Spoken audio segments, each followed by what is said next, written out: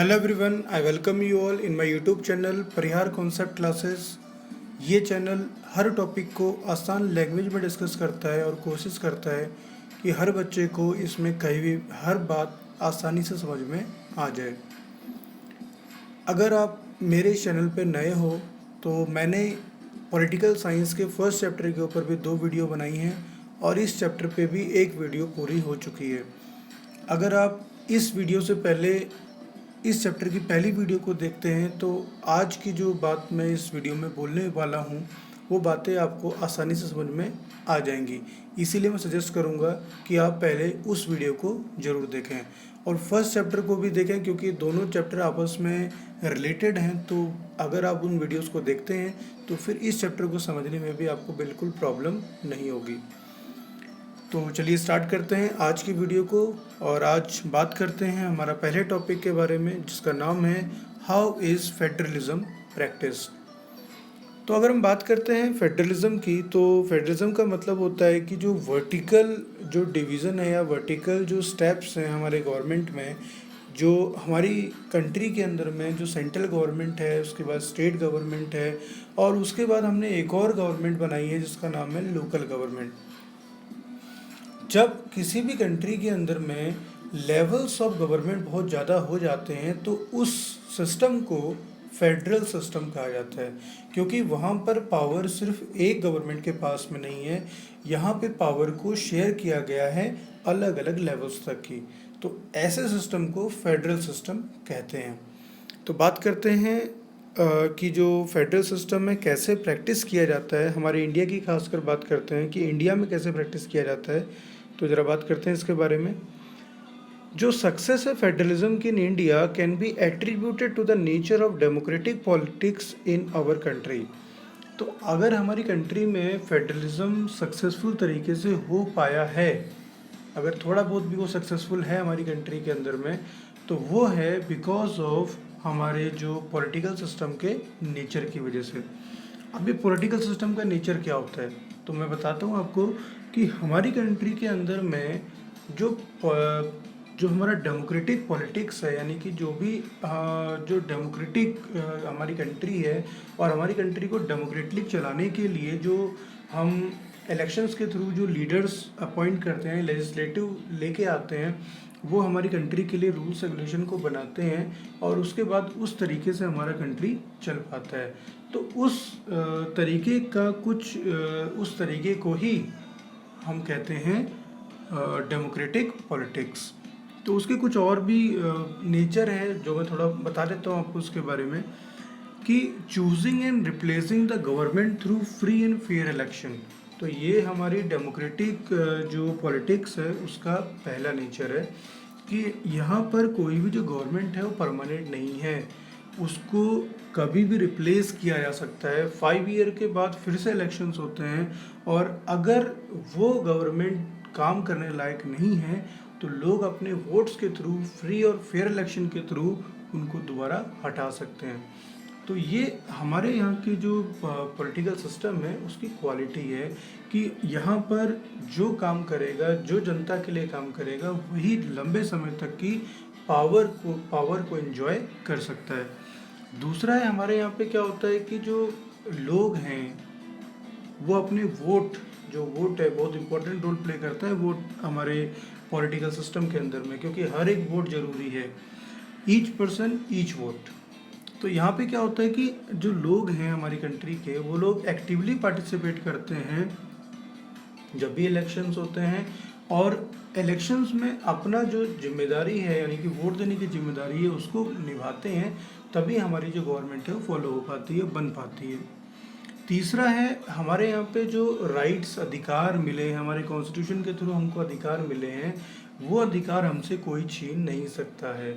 और अगर लोगों को और राइट दिए जाने होते हैं तो फिर हमारी जो गवर्नमेंट जो हम फॉर्म करते हैं वो लोग जो भी हमारी गवर्नमेंट में लोग होते हैं, चाहे वो एमएलएज हों चाहे एमपीज़ हों, वो मिल बैठ कर ये डिसाइड करते हैं अपने अपने हाउसेस में, लोकसभा और राज्यसभा हाउसेस में, कि अब और क्या नया तरीके से हम अपनी कंट्री के लोगों को और ज़्यादा फ्रीनेस दें, फ्रीडम दें और उनको और ज़्यादा राइट्स दें, अधिकार दें, तो ये सब चीज़ें वहीं पे होती हैं। तो ये सारे नेचर है हमारे जो डेमोक्रेटिक पॉलिटिक्स का नेचर है, यानी कि इस तरीके से हमारी डेमोक्रेटिक पॉलिटिक्स जो है वो चलती है हमारी कंट्री के अंदर में।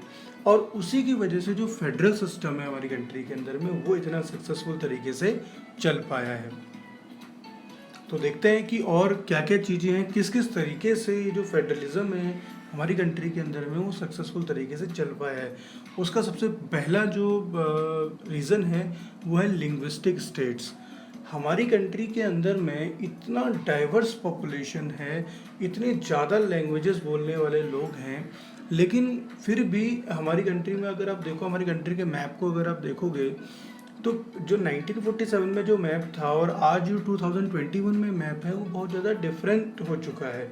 यानी कि उस टाइम पे जो स्टेट्स थे वो ज़्यादा बड़े थे और उस टाइम पे हमारे पास जो अगर आप देखो तो बहुत कम स्टेट्स हुआ करते थे, यानी क्योंकि सारे स्टेट बड़े बड़े स्टेट्स थे। आज अगर हम देखें तो वो सारे स्टेट छोटे छोटे पार्ट्स में डिवाइड हो चुके हैं। छोटे छोटे पार्ट्स में डिवाइड होने का ये मतलब नहीं है कि हमारा इंडिया यूनाइटेड नहीं है, यानी कि यूनाइट नहीं है, एकता नहीं है उनके अंदर में, ऐसा नहीं है। लेकिन लिंग्विस्टिक स्टेट्स का मतलब ये होता है कि यहाँ पे हमारी कंट्री के अंदर में लैंग्वेज के बेसिस पे और कल्चर के बेसिस पे, ज्योग्राफी के बेसिस पे, एथेनिसिटी के बेसिस पे जो है हमारे जो जितने भी स्टेट्स हैं वो बने हुए हैं। यानी कि एक लैंग्वेज बोलने वाले एक ही स्टेट्स में रहना चाहते हैं। अगर वो एक स्टेट में रहते हैं तो वहाँ पे रह के वो आपस के जो लोग हैं उनके साथ मिलकर और अच्छी तरीके से अपनी लाइफ को एंजॉय कर सकते हैं। अगर हम दो अलग अलग लैंग्वेज बोलने वाले लोगों को एक साथ में रख देंगे तो शायद उनके जो थॉट्स हैं वो आपस में ना मिलें और हो सकता है कि एक टाइम के बाद जो है दोनों लोग आपस में लड़ाई कर बैठें। इसीलिए ज़रूरी क्या होता है कि एक जैसे जो लोग हैं या फिर एक जैसी जो भाषा बोलने वाले लोग हैं या एक जैसा कल्चर जो फॉलो करते हैं वो लोग हैं या एक जैसी जो जोग्राफिकल बैकग्राउंड से जो लोग आते हैं, अगर वो एक जगह पे रहते हैं तो वो एक दूसरे को समझ भी पाते हैं, एक दूसरे के साथ प्रॉब्लम को भी शेयर करते हैं क्योंकि उनकी प्रॉब्लम और उनकी प्रॉब्लम सेम होती है। तो इस तरीके से उनको एक होना उनका ज़रूरी होता है। तो इस तरीके से हमारी कंट्री के अंदर में जैसे नागालैंड है, उत्तराखंड है, झारखंड है, ये जो स्टेट बने हैं वो जो बड़े उनसे उनको निकाला गया बड़े स्टेट में से और उनका अपना एक पर्टिकुलर स्टेट बना दिया गया। तो उसका रीज़न यही था कि जो छोटे स्टेट बन के आए हैं वो एक ही तरीके की लैंग्वेज को, कल्चर को, जोग्राफिकल जो कंडीशंस थी उनको एक जैसा करते थे फॉलो, और इसीलिए वो चाहते थे कि एक जैसे जो लोग हैं वो एक जगह पे रहेंगे तो उनके लिए रूल्स बनाना और उनकी गवर्नमेंट उनके लिए जब काम करेगी तो उनके लिए बेहतर काम कर सकती है। अब एक बड़ा स्टेट जब हो जाता है, बड़े स्टेट के अंदर में इतने डाइवर्स पॉपुलेशन होती है तो पॉपुलेशन के हर एक इंसान के लिए चीज़ें कर पाना ये किसी भी गवर्नमेंट के लिए काफ़ी मुश्किल हो जाता है। इसीलिए जो लिंग्विस्टिक स्टेट्स हैं इसका मतलब ही यही है कि एक जैसे जो लोग हैं उनको एक जगह पे रखना ताकि उनमें से ही कोई निकल के आए और उनके लिए जो चीज़ों को बना पाए, अच्छा बना पाए, उनके लिए अच्छी पॉलिसीज़ बना पाए, उनका डेवलपमेंट कर पाए, तो वो ज़्यादा आसान होता है। बल्कि हम बड़े स्टेट के अंदर में उनको डाल दें और उनके वहाँ से एक दो लोग आ रहे हैं और बड़े स्टेट्स में ज़्यादा लोग हैं तो कहीं ना कहीं वो छोटा स्टेट है वो अपने आप की अपने जो डेवलपमेंट उसकी होनी चाहिए थी वो नहीं हो पाती। इसीलिए अगर उसको अलग करके एक स्टेट बना दिया गया और वहीं से उनके लीडर्स आए, वहीं से उनकी गवर्नमेंट फॉर्म हुई तो उनका डेवलपमेंट काफ़ी आसान हो जाता है, जो हम इंडिया में देख सकते हैं। इसके बाद आता है दूसरा, लैंग्वेज पॉलिसी। अब हमारे कंट्री के अंदर की जो लैंग्वेज पॉलिसी है वो क्या है? वैसे तो जो हिंदी है, हिंदी लैंग्वेज जो है, पहले तो हमारी कंट्री की कोई ऑफिशियल लैंग्वेज नहीं है। हमने किसी भी लैंग्वेज को हमारी कंट्री की ऑफिशियल लैंग्वेज नहीं बनाया है, जबकि पूरे के पूरे इंडिया के अंदर में 40% जो लोग हैं वो हिंदी लैंग्वेज को यूज़ करते हैं और बाकी 60% जो लोग हैं वो अलग अलग लैंग्वेजेस को यूज़ करते हैं। उसके बावजूद भी हमने अपनी कंट्री के अंदर में, क्योंकि सबसे ज़्यादा बोलने वाली जो लैंग्वेज थी वो हिंदी थी, लेकिन उसके बाद भी हमने हिंदी को ऑफिशियल लैंग्वेज नहीं बनाया। हालांकि ज़्यादातर जो स्टेट्स हैं वो अपनी ऑफिशियल वर्क्स हिंदी में ही करते हैं। लेकिन इससे पहले अगर हम बात करें तो कुछ टाइम पहले तक ऐसा था कि हमने इंग्लिश को अपना जो ऑफिशियल लैंग्वेज है वो बनाया था, और 1965 में इस चीज़ के ऊपर बात हुई दोबारा से, और उसके बाद इस चीज़ को बंद कर दिया गया और कहा गया कि अब से जो है हिंदी को ही आप ऑफिशियल लैंग्वेज बनाओगे। लेकिन अगर सेंट्रल गवर्नमेंट ऐसा चाहती है कि भाई हिंदी को जो है ऑफिशियल लैंग्वेज तो नहीं बनाई उन्होंने, लेकिन ऑफिसेज में यूज़ करने वाले, यानी कि उस स्टेट के अंदर में जितने गवर्नमेंट ऑफिसेज हैं वहाँ पे उस लैंग्वेज को यूज़ किया जा रहा है, उसी लैंग्वेज से काम हो रहा है सारा का सारा, मैं उसकी बात कर रहा हूँ यहाँ पे। तो 1965 में इस चीज़ के ऊपर बात करी गई और उन्होंने कहा कि इंग्लिश को ही ऑफिशियल लैंग्वेज नहीं बनाना चाहिए, हिंदी को आप बना सकते हैं। जब इस तरह की बात हुई तो काफ़ी सारे स्टेट थे हमारी कंट्री के अंदर में, जैसे तमिलनाडु स्टेट था जहाँ पे उसने पूरी तरीके से हिंदी को अपनी लैंग्वेज मानने से, और उसने ये तक कहा कि जो हिंदी है हम उसको अब नहीं मानेंगे, हम अपनी नेटिव लैंग्वेज को या इंग्लिश को हम अपनी जो ऑफिशियल लैंग्वेज है वो बनाना चाहते हैं। तो इस तरीके से हमें ये भी पता चलता है कि गवर्नमेंट फोर्सफुली किसी भी स्टेट के ऊपर कि कोई भी जो रूल है उसको थोप नहीं सकती है, ये भी फेडरलिज्म का एक फीचर है। तो इसीलिए क्या हुआ कि उसके बाद ये बात चली कि कैसे काम होगा। तो उसके बाद क्या हुआ कि जो हिंदी के साथ साथ 21 लैंग्वेजेस और थी ऐसी जिनको ऑफिशियल लैंग्वेज जो है, यानी कि उनको जो है शेड्यूल्ड लैंग्वेज हमारे कॉन्स्टिट्यूशन के अकॉर्डिंग कहा गया।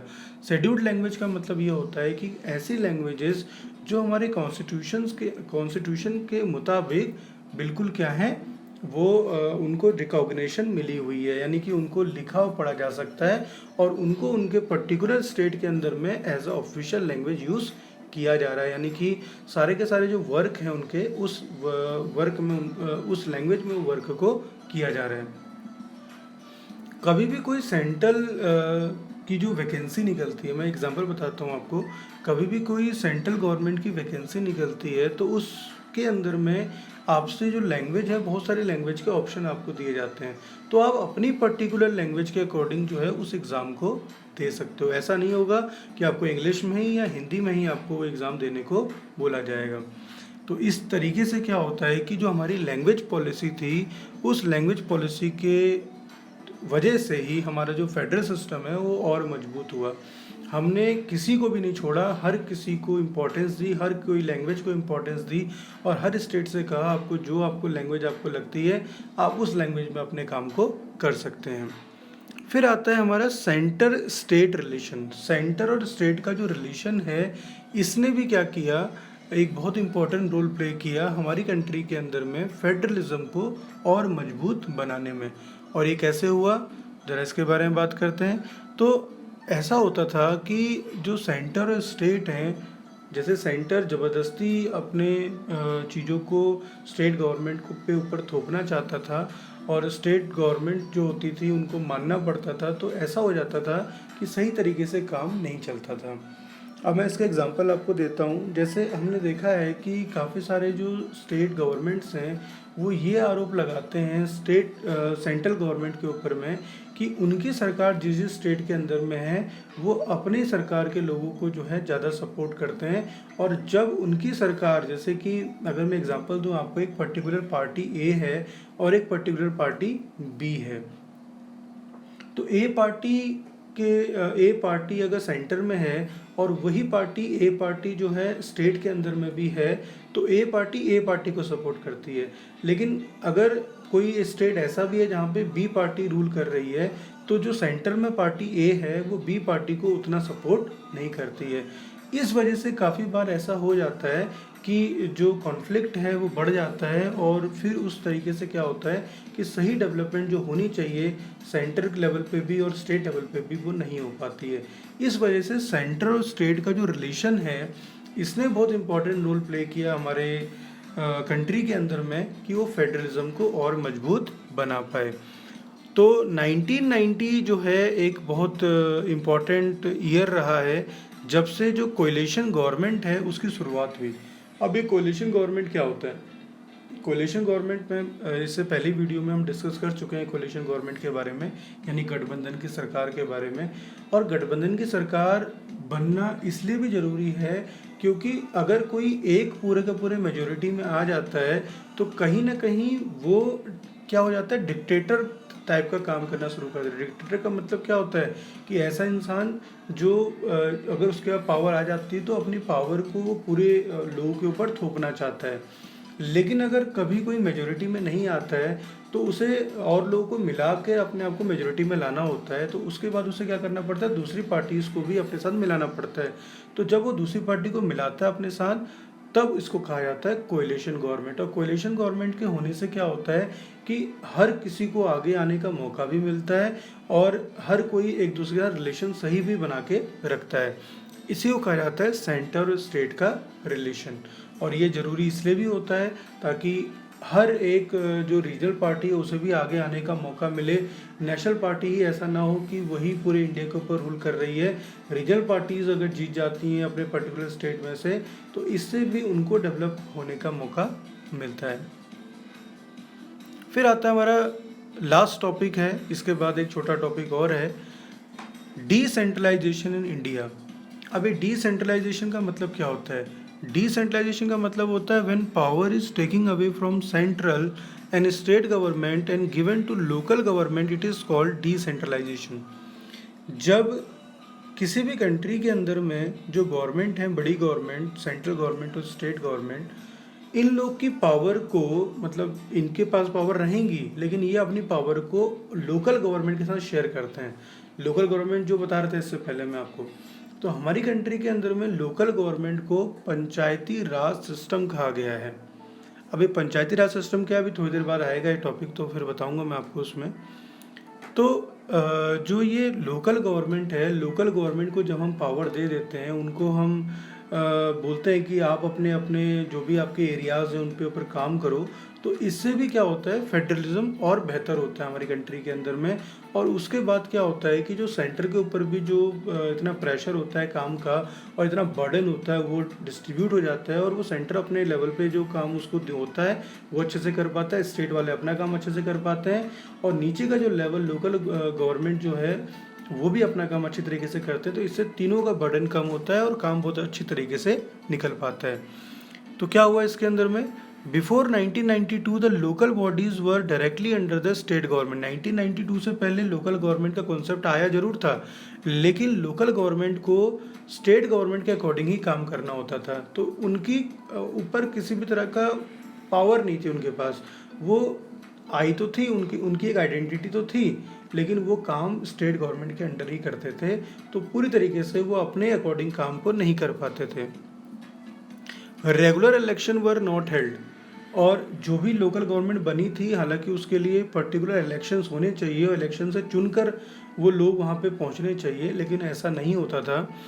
The local bodies did not have any resource और पावर ऑफ देयर ओन। तो जैसे मैंने बताया कि उनके पास किसी भी तरह की पावर नहीं होती थी और अपने अकॉर्डिंग वो डिसीजन को नहीं ले पाते थे, उन्हें पहले स्टेट गवर्नमेंट से परमिशन लेनी पड़ती थी। लेकिन 1992 के बाद जब ये बात करी गई कि भाई ये पंचायती राज सिस्टम को और पावरफुल बनाया जाए और उनको ज़्यादा इफेक्टिव वो काम कर पाएँ, इसके लिए उनको ज़्यादा पावर दी जाए, अथॉरिटी दी जाए, ये इसकी बात करी गई। और उसके बाद कुछ स्टेप्स ऐसे लिए गए जिन स्टेप्स के थ्रू जो हुआ पंचायती राज सिस्टम और ज़्यादा क्या हो गया, पावरफुल हो गया, यानी लोकल गवर्नमेंट और पावरफुल हो गई। तो क्या स्टेप्स थे वो? पहला, mandatory to hold regular election to local government bodies. तो जो लोकल गवर्नमेंट बॉडीज़ बनी, लोकल गवर्नमेंट बनी, जैसे सेंट्रल में और स्टेट में 5-5 साल में इलेक्शन होते थे, यहाँ पर भी 5 साल में इलेक्शन होने लग गए और हर 5 साल में ही इलेक्शन हो रहे थे। Seats are reserved for the scheduled caste, scheduled tribe and other backward classes. और यहाँ पर भी जैसे सेंट्रल में और स्टेट के अंदर में, स्टेट गवर्नमेंट्स में सीट रिजर्व्ड होती हैं, तो लोकल गवर्नमेंट में भी क्या किया गया, सीट्स को रिजर्व किया गया ताकि इस पर्टिकुलर सेक्शन के लोगों को भी आगे आने का मौका मिले। At least 1/3 of all position are reserve for women. और वुमेन के पार्टिसिपेशन को बढ़ाने के लिए लोकल गवर्नमेंट्स के अंदर में जो भी इलेक्शंस होते थे, उन इलेक्शंस को जो सीट्स होती थी, इलेक्शन की सीट्स, उनको रिजर्व किया जाता था और 1/3 जो सीट्स थी वो वुमेन के लिए फिक्स कर दी जाती थी। An independent institution called State Election Commission has been created in each state. और पहले क्या होता था कि एक ही इलेक्शन बॉडी थी हमारी, जो जिसको हम इलेक्शन कमीशन कहते हैं, तो वो सेंटर का भी देखती थी, स्टेट का भी देखती थी, फिर लोकल बन गए तो उसका भी देखती थी, तो उसके ऊपर बहुत सारा बर्डन हो गया था। इसकी वजह से एक पर्टिकुलर इंस्टीट्यूशन बनाया गया जिसका नाम था स्टेट इलेक्शन कमीशन। कि इलेक्शन कमीशन नेशनल लेवल पे इलेक्शंस को देखता था, और जो स्टेट वाला था वो पर्टिकुलर स्टेट के अंदर में कब इलेक्शन होने हर 5 साल में वो उसके रिकॉर्ड भी रखता था, और लोकल गवर्नमेंट्स के रिकॉर्ड को भी मेंटेन करता था। इस तरीके से क्या हुआ कि अब इसका काम भी क्या हो गया, डिवाइड हो गया। फिर था state government are required to share some power and revenue with local government bodies. और ये भी फिक्स किया गया कि भैया स्टेट गवर्नमेंट का नौकर बन के वो काम नहीं करेंगे लोकल गवर्नमेंट, उनकी भी अपनी पावर्स होंगी, और उनके साथ सेंटर और स्टेट दोनों को अपनी पावर शेयर करनी होगी। ऐसा नहीं होगा कि वो उनके लिए काम कर रहे हैं, वो अपने लेवल पे काम करेंगे, और जो तीनों गवर्नमेंट्स हैं वो अगर जवाब देना होगा तो वो सिर्फ लोगों को जवाब देंगे, ना कि एक दूसरे को जवाब देंगे। और लोग अपने उन मतलब जब लोगों को जवाब देने का मतलब क्या हो गया कि लोगों ने उनको चुना है, अगर वो कुछ गलत करते हैं तो उनको 5 साल में अपने आप जवाब मिल जाएगा। तो इसीलिए ये इंडिपेंडेंटली अपने अपने काम को करें, और इस तरीके से हमारी जो कंट्री के अंदर में फेडरल सिस्टम चले वो सक्सेसफुल तरीके से चले। अब आता है लास्ट हमारा टॉपिक, पंचायती राज सिस्टम। बहुत इंपॉर्टेंट है ये। हमारी कंट्री के अंदर में जो लोकल गवर्नमेंट बनी थी, तो उसको लोकल गवर्नमेंट को एक और नाम से कहा जाता है, जिसका नाम क्या होता है, सेल्फ गवर्नमेंट भी कहा जाता है इसको। तो ये जो सेल्फ गवर्नमेंट होती है इसको पंचायती राज सिस्टम भी कहा जाता है। और यहाँ पे किस तरीके से काम होता है, और ये स्टेट गवर्नमेंट के नीचे की ओर आते हैं, मतलब वर्टिकल तरीके से नीचे की तरफ को आते हैं। और सबसे अगर हम विलेज लेवल पे देखें तो विलेज लेवल पे आते हैं ग्राम पंचायत। अब ये ग्राम पंचायत क्या होता है? ग्राम पंचायत का मतलब होता है कि बहुत सारे जो गांव हैं, ईच विलेज और a group of village in some state have gram panchayat. This is a council consisting of several ward member often called panch and a president or sarpanch. They are directly elected by all the adult population village living in village or ward. Gram Panchayat is the decision making body for the entire village. तो ग्राम पंचायत क्या होता है कि कुछ गांव मिलकर, या बहुत सारे गांव जो छोटे गांवों को मिला लिया, तो छोटे छोटे गांव में से जो भी ऐसे लोग थे जो पंच बन सकते थे। पंच का मतलब हो गया कि ऐसे लोग जो डिसीजन ले सकते हैं। तो हमने देखा होगा कि उन्हें पंच कहा जाता था। पुरानी हम जब पंचतंत्र की कहानियाँ पढ़ते थे तो वहाँ पे पंच नाम आता था। तो पंच जो होता था वो क्या होता था कि वो किसी गांव का एक ऐसा इंसान होता था जो एज में भी बड़ा होता था और अच्छे डिसीजन भी ले पाता था। तो उसी सिस्टम को यहाँ बढ़ाया गया, और बहुत सारे गाँव में से जो ऐसे लोग थे जो डिसीजन ले सकते थे, उनको वार्ड मेंबर भी कहा गया। तो वो जो वार्ड मेंबर होते थे वो अलग अलग गांव से आते थे, और अलग अलग गांव से आने के बाद जो थे वो गांव से रिलेटेड जो भी प्रॉब्लम्स होती थी उनको सॉर्ट आउट करते थे। तो उनको ग्राम पंचायत कहा जाता था। यानी कि बहुत सारे गांव की एक पंचायत बना ली, जिस पंचायत के अंदर में वो सारे के सारे वार्ड मेंबर आते थे और अपने अपने गांव की प्रॉब्लम को डिस्कस करते थे, और कैसे सॉर्ट आउट होगी, क्या होगा, उसके बारे में बात करते थे। लेकिन ये जो वार्ड मेंबर होता है ये ऐसे ही बन जाता है, उस सारे के सारे गांव जहाँ से भी ये ग्राम पंचायत बन रही है, उस सारे के सारे गांव के लोग जो हैं वो इलेक्शन में वोट देते थे, और कौन वार्ड मेंबर बनना चाहिए, जिसको वोट मिलता था वही वार्ड मेंबर बनता था। अब आता है ग्राम सभा क्या होती है। The panchayat works under the overall supervision of gram sabha. All the voters in the village are its member. It meets at least twice or thrice in a year to approve the annual budget of the Gram Panchayat and to review its performance. तो जितनी भी ग्राम पंचायत होती थी, ये जिस जगह meeting करते थे उस मीटिंग को ग्राम सभा कहा जाता था। यानी कि वो सारे गांव के लोग वहाँ पे बैठते थे, और ये पंच भी यानी कि वार्ड मेंबर जो बना रखे हैं ये सारे के सारे वार्ड मेंबर भी वहाँ बैठते थे। और फिर वहाँ पे एक मीटिंग होती थी, जो मीटिंग जो है साल में 2 या 3 बार रखने की बात कही गई थी, कि जो भी प्रॉब्लम्स होती हैं उन प्रॉब्लम्स को वहाँ पे बताया जाए और उससे रिलेटेड जो है वहाँ पे डिसीजन को लिया जाए। तो ये ग्राम सभा और ग्राम पंचायत ये विलेज लेवल पे काम करते हैं। इसके बाद आता है पंचायत समिति और मंडल। अब ये पंचायत समिति क्या होता है? तो जब जैसे एक ग्राम पंचायत ये थी, इसी तरीके से और भी ग्राम पंचायत बनी होंगी, फिर और भी ग्राम पंचायत बनी होंगी।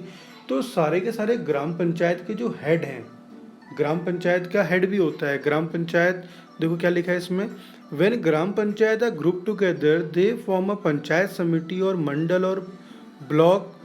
The members of panchayat samiti representatives are elected by all the panchayat members in that area. तो ऐसा होता है कि जो पंचायत समिति है या पंचायत ब्लॉक बोलते हैं या मंडल बोलते हैं इसको, तो ये जो ब्लॉक या मंडल या पंचायत समिति का जो हेड होता है, ये उन्हीं जो पंचायत ग्राम पंचायतों का हेड थे, वो सभी लोग वोट देते हैं यहाँ पे। वो लोग वोट नहीं देते हैं यहाँ पे, सिर्फ ये लोग वोट देते हैं। और इनके बाद इन सभी में से किसी एक को चुन लिया जाता है कि भैया वो पंचायत समिति का हेड बनेगा।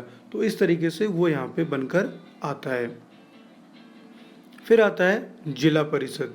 तो जिला परिषद क्या होता है? ऑल द पंचायत समितिज और mandal in a district together constitute the zila parishad. जिस तरीके से सारे ग्राम पंचायत को मिलाकर पंचायत समिति बनी, उसी तरीके से पंचायत समितिज को मिलाकर जिला परिषद बन जाता है। और जिला परिषद का जो हेड होता है, यानी कि जो इसके मेंबर्स होते हैं, वो लोकसभा का जो मेंबर होता है वो भी होता है, यानी कि एमपी। और जो डिस्ट्रिक्ट के जो एमएलएज होते हैं वो भी इसके मेंबर होते हैं। और जो कुछ जो और लोग जो होते हैं वो इसी तरीके से जो भी पंचायत समिति के हेड थे वो इसके अंदर में होते हैं। इस तरीके से जिला परिषद बनकर तैयार होता है। तो ये सारे के सारे काम विलेज के लिए हो रहे हैं, यानी विलेज के लिए गवर्नमेंट को बनाया जा रहा है। अब आता है अर्बन एरिया जो होता है, वहाँ पे क्या होता है? अर्बन एरिया के लिए जो काम होता है वो म्यूनिसिपैलिटीज़ या म्यूनिसिपल कॉरपोरेशन से होता है। अब म्यूनिसिपैलिटीज़ और म्यूनिसिपल कॉरपोरेशन क्या होता है? म्यूनिसिपैलिटीज़ जो होती है वो क्या होती है? ऐसा अर्बन एरिया होता है जहाँ की पॉपुलेशन कम होती है, जहाँ पे लोग कम होते हैं। नगर पंचायत भी कहा जाता है इसको। और म्यूनिसिपल कॉरपोरेशन जो होती है, नगर पालिका। तो म्यूनिसिपल कॉरपोरेशन जो होती है वो बड़ी बड़ी सिटीज़ में होती है। ये तो अर्बन एरिया, दोनों अर्बन एरिया हैं, लेकिन एक जगह पे पॉपुलेशन कम है और एक जगह पॉपुलेशन बहुत ज़्यादा है। जहाँ पॉपुलेशन बहुत ज़्यादा होगी वहाँ म्यूनिसिपल कॉरपोरेशन होगा, और जहाँ पे कम पॉपुलेशन होगी वो म्यूनिसिपैलिटी होगा, यानी वो टाउन होगा। अर्बन एरिया के अंदर में एक छोटा टाउन होगा, या थोड़ा बड़ी सिटी होगी। लेकिन बहुत बड़ी जो सिटी होती है वहाँ पे क्या बनता है? म्यूनिसिपल कॉरपोरेशन होता है।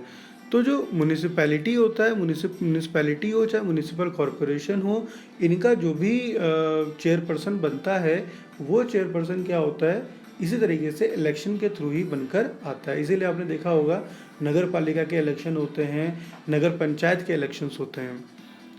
तो म्यूनिसिपल कॉरपोरेशन में जो बन के आता है, इसका चेयरपर्सन, उसे मेयर कहा जाता है। इसे मेयर कहा जाता है। तो इस तरीके से जो हमारी कंट्री के अंदर में जो लोकल गवर्नमेंट है वो चलती है। इतनी बड़ी कंट्री को कोई एक गवर्नमेंट संभाल पाए, ये बहुत मुश्किल बात है। इतने डाइवर्स लोगों की प्रॉब्लम को समझ पाना, उनको सॉर्ट आउट कर पाना, ये बहुत मुश्किल हो जाता अगर हम ये लोकल गवर्नमेंट का कॉन्सेप्ट नहीं चलाते। तो इसीलिए अब आपको समझ में आ गया होगा कि अगर हमें डीप में जानना है इंडिया के, तो हमें फेडरल सिस्टम के थ्रू ही हम डीप में जा सकते हैं, यानी कि हर किसी की प्रॉब्लम को सॉर्ट आउट किया जा सकता है। तो आई होप आपको ये वीडियो में कही हुई हर बात समझ में आई होगी। और अगर आपको ये सारी बातें, जो भी कही हुई बातें वो समझ में आई हैं तो बहुत अच्छी बात है। अगर नहीं समझ में आई तो एक बार पुरानी पहली वीडियो को ज़रूर देखना, तभी आपको इसमें कही हुई बात और अच्छे से समझ में आ जाएंगी। तो मिलते हैं आपसे नेक्स्ट वीडियो में, जहाँ पे हम बात करेंगे हमारे नेक्स्ट चैप्टर के बारे में। और सभी लोग सेफ रहें, घर पे रहें, और कोविड-19 की गाइडलाइंस का फॉलोअप करें, ताकि आप सभी लोग सही रहें, सुरक्षित रहें। Thank you.